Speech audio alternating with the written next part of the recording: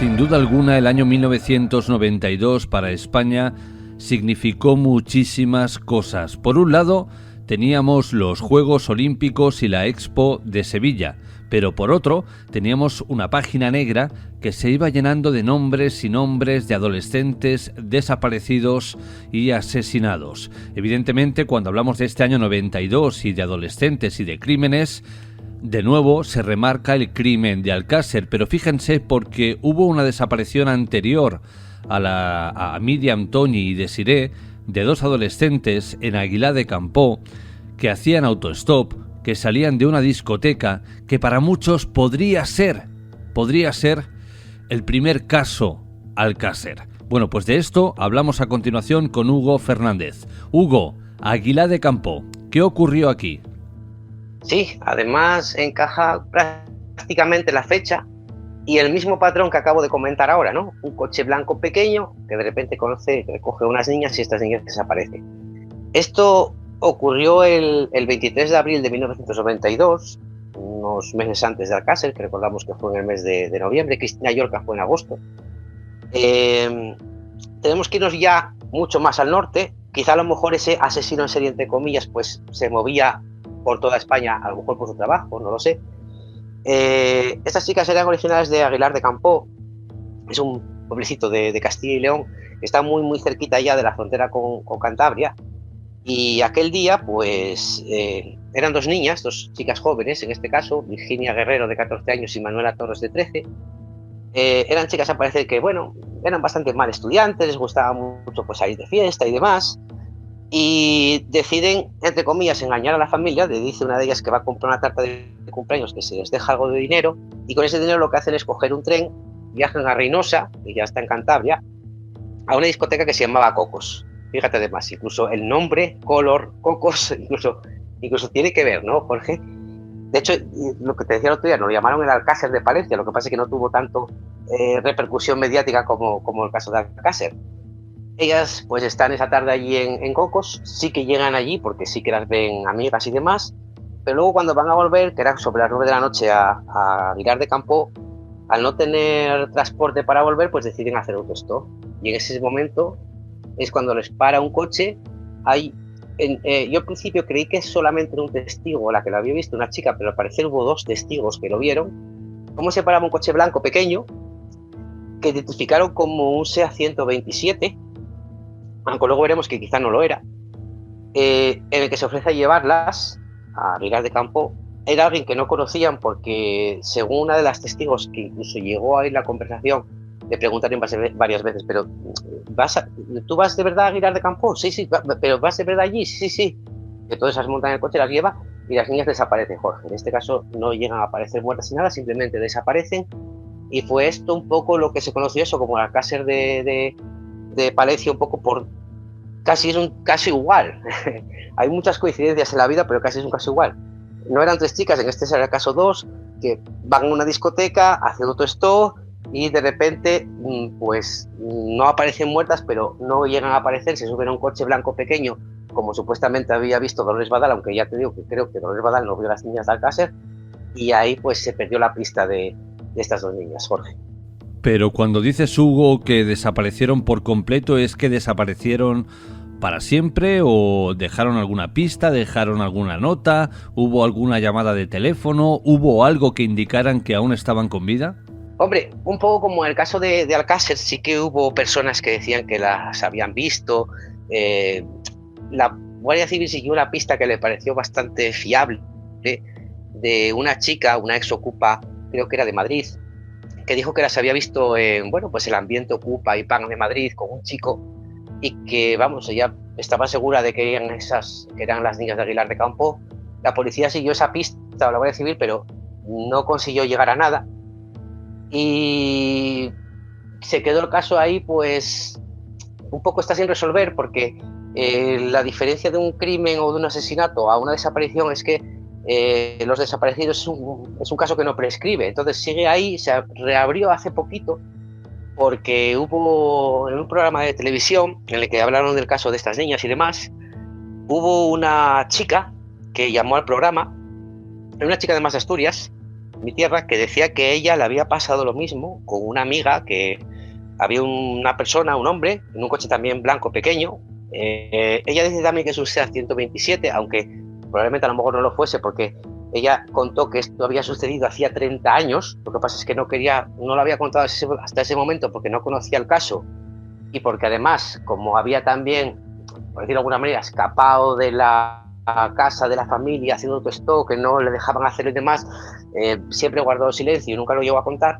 Pero dice que les pasó algo similar, un coche blanco pequeño con un hombre dentro que, en este caso sí que un poco incluso a la fuerza las intentó meter en el coche, ellas consiguieron escaparse y demás, y se llegó a reabrir el caso en ese momento.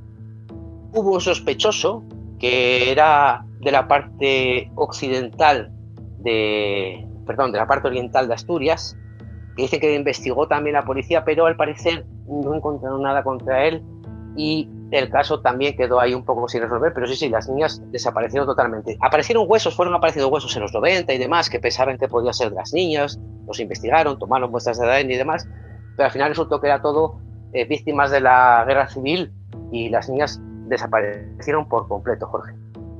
Es que en aquellos años 90 había una combinación un tanto peligrosa, ¿eh? La noche y autostop, mala combinación.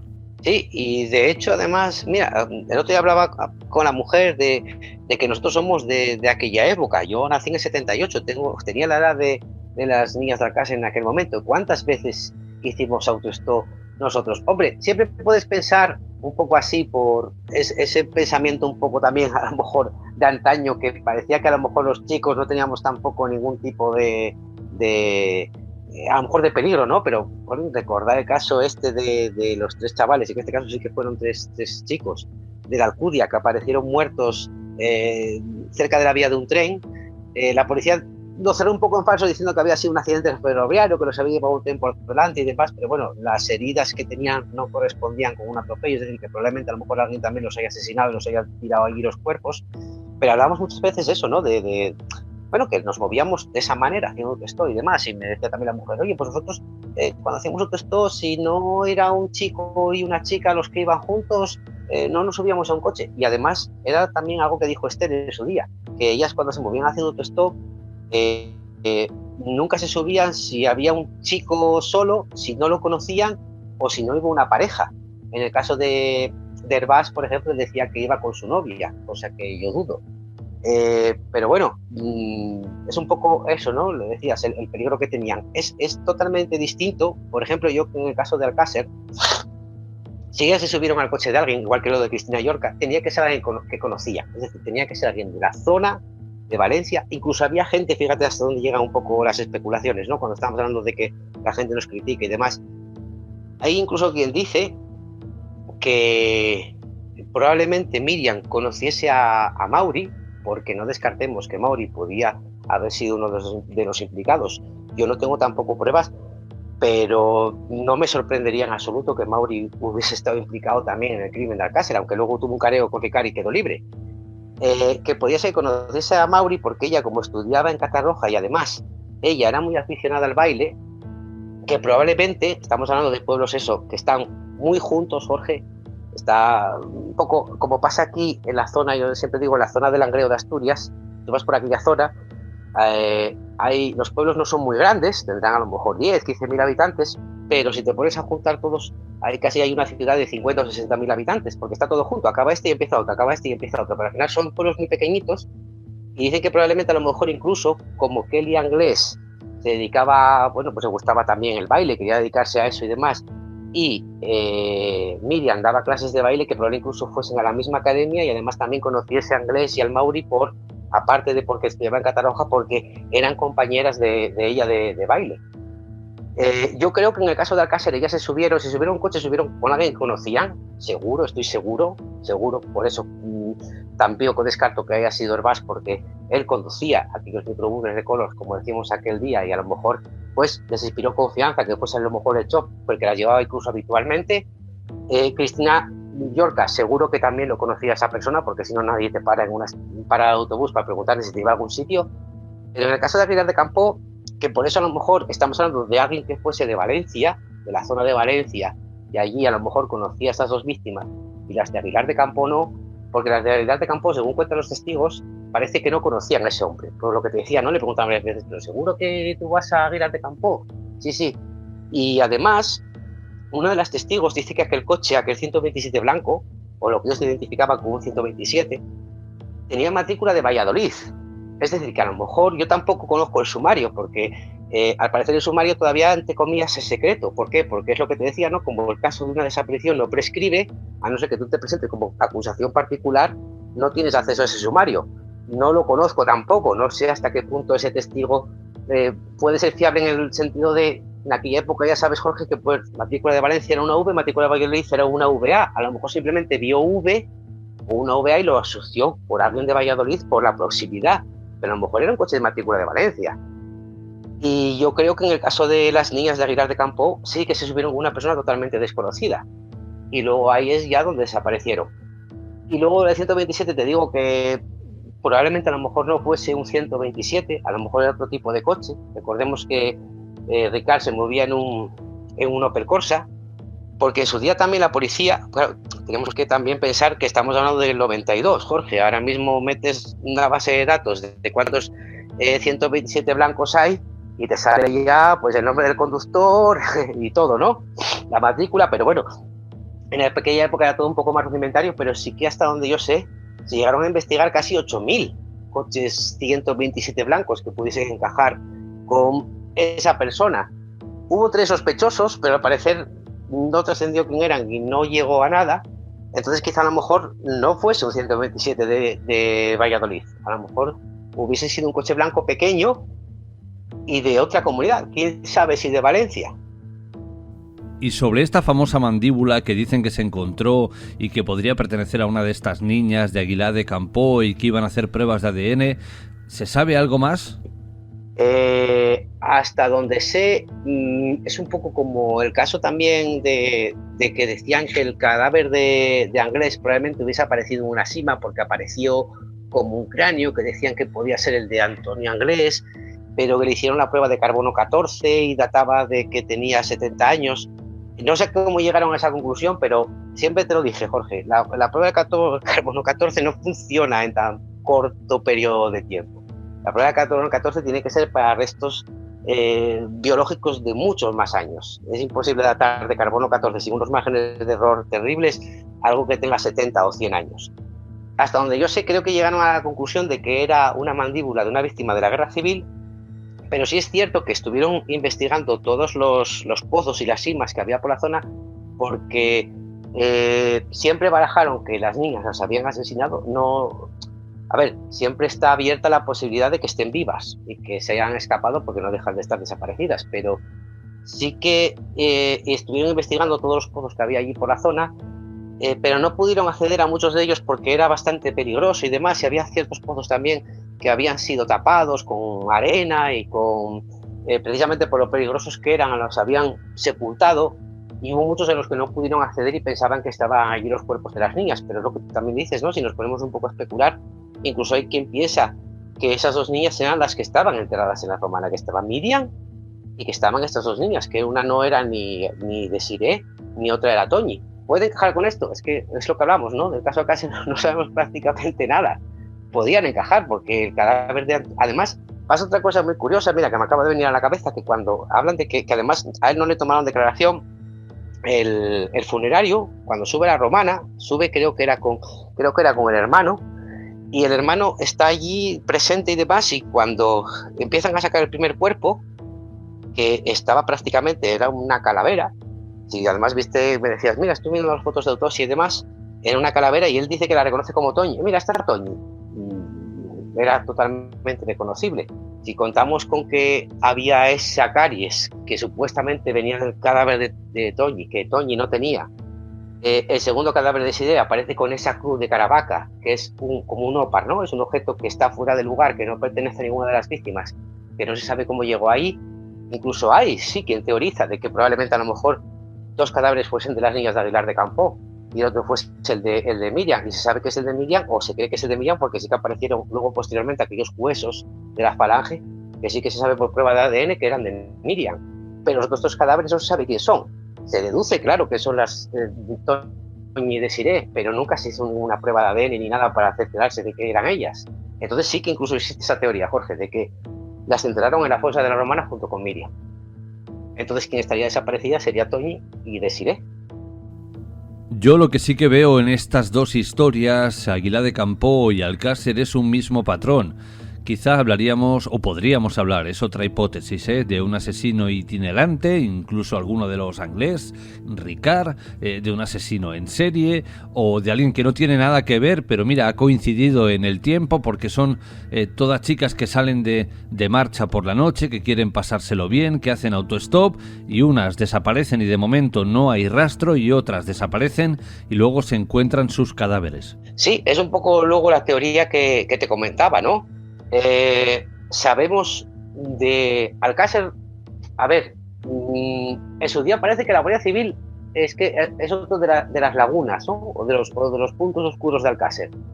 Parece que la Guardia Civil no le da mucha credibilidad a Dolores Badal, porque dice que cuando ella ve las niñas, la hora que dice que las ve no corresponde con la hora en la que supuestamente desaparecieron, porque recordemos que ella dice que cuando las ve se acababan justamente de encender las farolas de la calle, cuando en invierno ya tendrían que haberse encendido muchas horas antes, pero a la vez parece que sí que le da credibilidad, porque cuando Dolores Badal dice que iban en un coche blanco, recuerda que lo que le preguntan, una de las cosas que le preguntan a Ricard es: oye, ¿tú qué coche tienes? Es decir, que parece que le dan credibilidad a Dolores Badal, pero ¿quién nos dice si la Guardia Civil no estaba tirando de otra cosa anterior a un coche blanco pequeño? No sé si me estoy explicando, Jorge, porque parece que no le dan credibilidad. Dicen, bueno, vale, sí, Dolores Badal tiene muy buena perspectiva desde aquí, se ve perfectamente la calle, se ve tal, pero tampoco podemos asegurar que fuesen las tres niñas, porque ella dice que las ve cuando se están encendiendo las luces, que son como las 6 de la tarde, que es invierno, y las niñas desaparecen como a las 8:30, es decir, no lo tienen muy claro. Pero cuando lo primero que le preguntan a Ricard es: oye, ¿tú qué coche tienes? Entonces, ¿quién nos dice que a lo mejor la policía en aquella época no estuviese buscando ya un individuo con un coche blanco? Además, se sabe que era un individuo porque una de las testigos, ahora hablando un poco de Aguilar de Campoo, una de las testigos que lo ve, ella dice que va un chico en el coche. Un chico joven, calcula que unos entre 20 y 30 años, bastante bien vestido, es decir, no... A ver, los cánones de la época es lo que tú decías, ¿no? Estamos en el año 92. En el año 92, si llevabas un poco el pelo largo y demás, ya te prejuzgaban. No estamos hablando de la mentalidad de ahora, estamos hablando de la mentalidad de los años 90.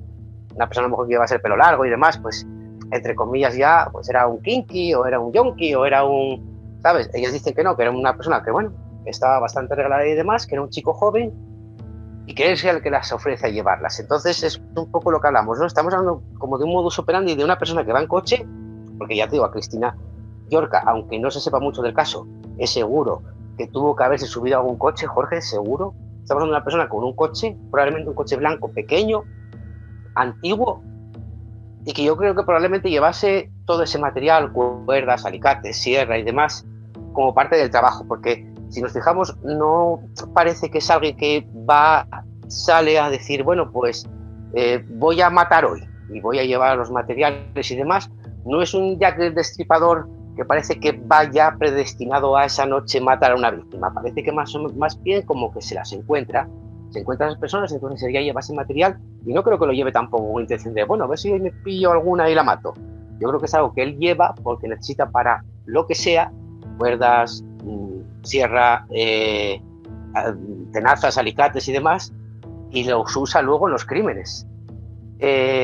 No sé hasta qué punto, por ejemplo, las víctimas de Macastre pudieron estar maniatadas, que yo sepa, en el caso de Rosario no, y en el de Valeriano tampoco, pero en el de Pilar no lo sé.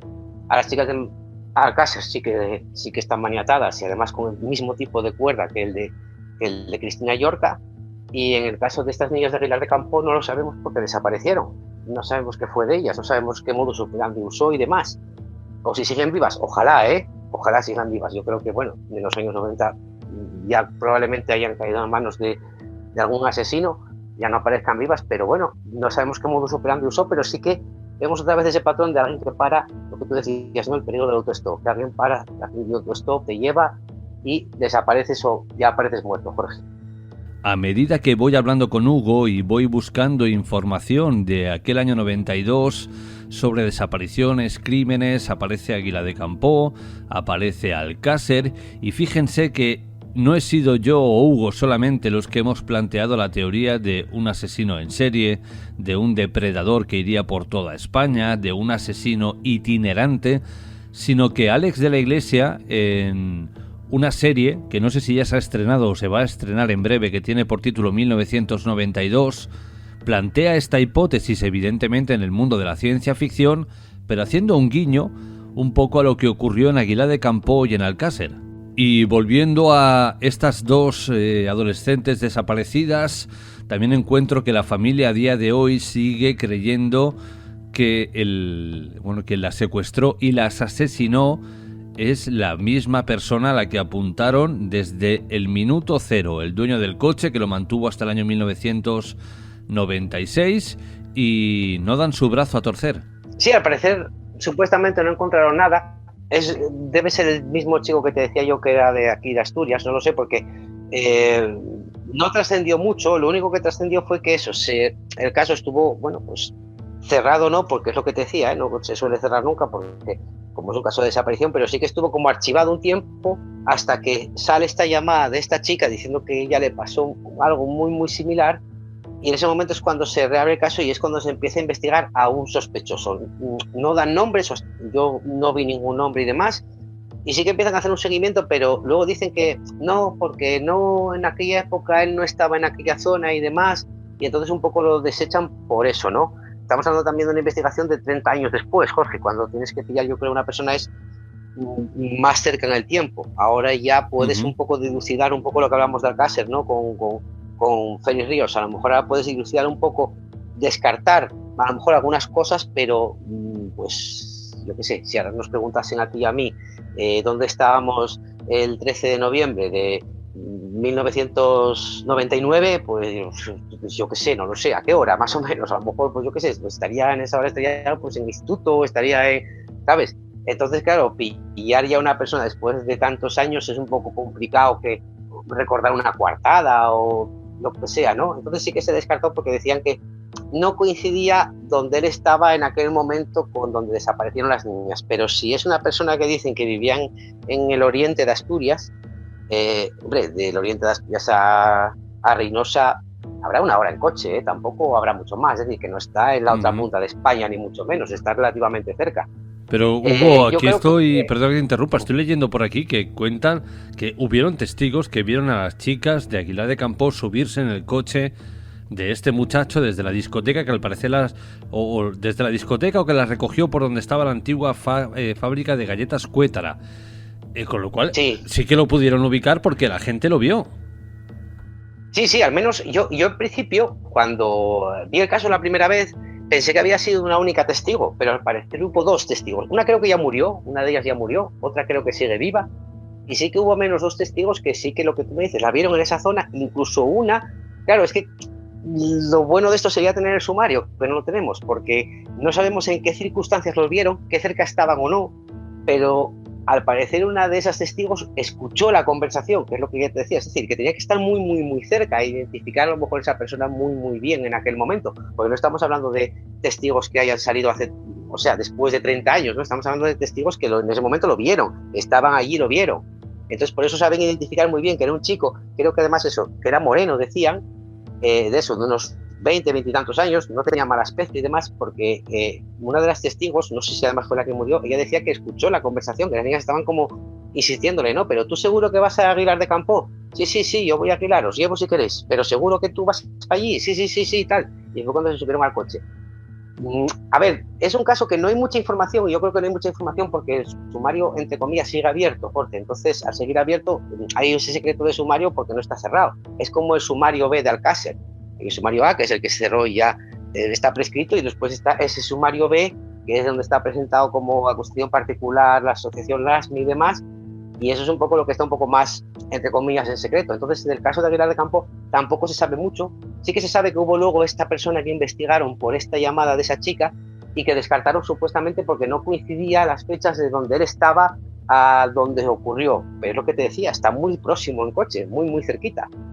La familia elevó este caso, bueno, para que no se cerrara al Tribunal Constitucional, pero este dio carpetazo, luego la familia lo elevó al Tribunal de Estrasburgo y de nuevo mazazo. No quiere decir que se cierre porque es una desaparición y no está esclarecida, pero básicamente lo que entendemos es que no van a poner más recursos públicos para investigar algo que sucedió hace pues prácticamente más de 30 años. Mira, pues desconocía ese dato. Pensaba que el tema de desapariciones, y además precisamente por el derecho internacional, no llegaba a prescribir nunca. Yo hasta donde sé creo que el caso está cerrado ahora mismo, pero no quiere decir que esté cerrado de manera definitiva. Quiere decir que si mañana a lo mejor sale otra pista, a lo mejor eso se puede reabrir y no prescribe. Puede que describa el delito. Me explico, puede que a lo mejor mañana salga alguien y diga, oye, pues yo mira, esas niñas escogí, las rapté, las asesiné y ya está. Y eso ya haya prescrito y no pueda hacerle absolutamente nada. Pero yo creo que como desaparición, como tema de desaparecidos, el caso yo creo que continúa, si no abierto, continúa ahí en suspenso.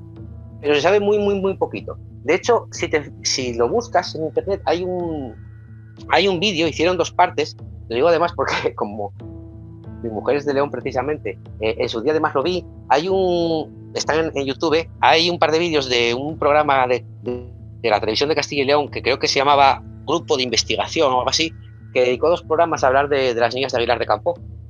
Y si te fijas, da muy, muy, muy poquitas pistas. No dicen prácticamente nombres, no hablan tampoco mucho de esos testigos, no dice nada. Yo creo que precisamente se están guardando porque en aquel momento al menos era secreto de sumario porque se había reabierto el caso hace poquito, pero luego también en esa segunda parte que hicieron del vídeo es cuando ya se cerró porque esta persona se le investigó y no llegó a ningún sitio y entonces ya digamos que esa línea de investigación se cerró, pero tampoco llegan a dar muchas pistas y es un poco lo que tenemos ahí que no sabemos, ¿no?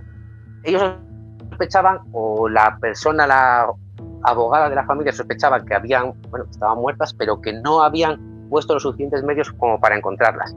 Ella, por ejemplo, se quejaba de que había una fosa bastante pequeñita de agua, que no muy profunda además, o tampoco era muy grande, y decía, bueno, pues no sabemos por qué, por ejemplo, en el caso de Marta del Castillo se llegó a drenar prácticamente una zona entera de Guadalquivir y aquí una cosa tan pequeñita no se drenó para ver si las niñas están de verdad ahí metidas.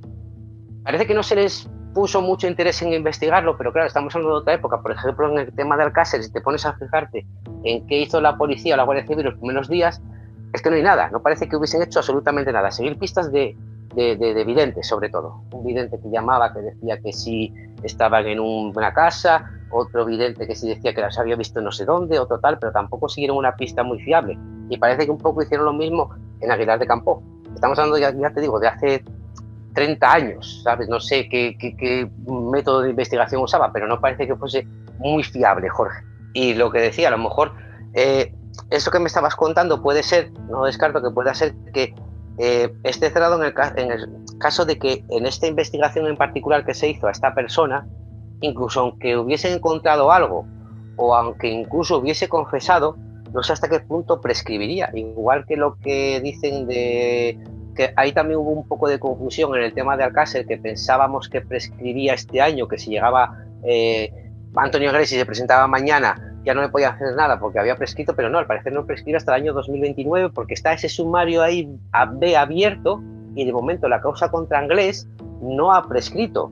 Es decir, que si Anglés volviese a nuestro país podría ser juzgado. Que lo hayan culpable, lo dudo mucho, porque es que no hay nada que lo relacione con Alcácer, a no ser que el testimonio de Ricard, no hay ADN, no hay nada que lo relacione con Alcácer. Pero, por ejemplo, ahí sí que hubo también una especie de pequeña confusión en el que pensábamos que el caso de Alcácer ya estaba prescrito y que si Anglés se presentase mañana aquí no le pasaba nada, pero no prescribió. Entonces yo creo que a lo mejor un poco va por ahí el tema de decir, oye, es que este delito, si fue un crimen, si fue un asesinato, si estáis investigando a esta persona, no encontrasteis nada, esto ya cerró porque ya está el caso prescrito. Lo que no prescribe es eso, la desaparición, que creo que si mañana a lo mejor una persona dice, oye, pues yo creo que vi a estas niñas en tal sitio, se puede volver otra vez a retomar esa búsqueda.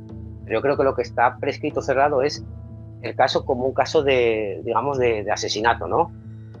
O de secuestro, incluso quizá. Si a lo mejor fuese un caso de secuestro solamente, pues a lo mejor ese caso también hubiese prescrito. Pero como las niñas nunca aparecieron ni nada de nada, pues yo creo que esa parte está ahí y por eso no hay sumario. Si te pones a intentar buscar un sumario del caso de Aguilar de Campo, vas a ver que no existe ninguno, no existe nada. Un poco las pequeñas pinceladas que van apareciendo por ahí, lo que tú me decías del programa de Viva la Vida, que fue donde llamó esta chica para decir, oye, pues a mí me pasó algo en aquella época muy similar, con un coche también muy similar, que fue donde se abrió esa pequeña línea de investigación, que luego se cerró al poco tiempo, porque claro, después de 30 años tampoco hay mucho que investigar, y el caso sigue ahí. ¿Que tiene relación con Alcácer? A ver, coinciden las fechas muy cercanas, un caso también de adolescentes de casi la misma edad que de repente desaparecen, sí, cierto, en la otra punta del país, pero no conocía lo de la película de la iglesia, mira, me entró ganas de verla ahora y quizás sí, ¿no? Quizás, ¿por qué no? ¿Por qué no? Porque puestos a especular y con lo poco que sabemos de todos los casos que hubo en aquella época en España, que nos dice que no hubiese sido a manos del mismo asesino, ¿no? De hecho, incluso cuando estaba un poco mirando el caso de Aguilar de Campoo, fue cuando me salió el tema del asesino del ascensor, o del violador del ascensor, que lo atraparon en aquellas fechas también y casi tenía un modus operandi muy similar, pero no pudo haber sido él porque ya en aquella época ya lo habían capturado y demás, sobre todo en el tema del Alcácer, entonces ya no podía ser él. Pero sí que hay muchos patrones en común en esos casos que nos puede decir de por qué no, ¿por qué no estamos hablando de la misma persona, del mismo asesino que cometió todos estos crímenes? ¿Que pudo haber sido Ricard? Pues a lo mejor, quién lo sabe, ¿no? Es un poco ya jugar un poco a la especulación, Jorge. Todo esto ocurrió en el año 1992. Querido Hugo, ha sido un placer charlar contigo sobre este otro crimen de Alcácer, Aguilar de Campoo. Un fuerte abrazo y hasta la próxima. Hasta la próxima, Jorge. Ya sabes que el placer siempre es mío.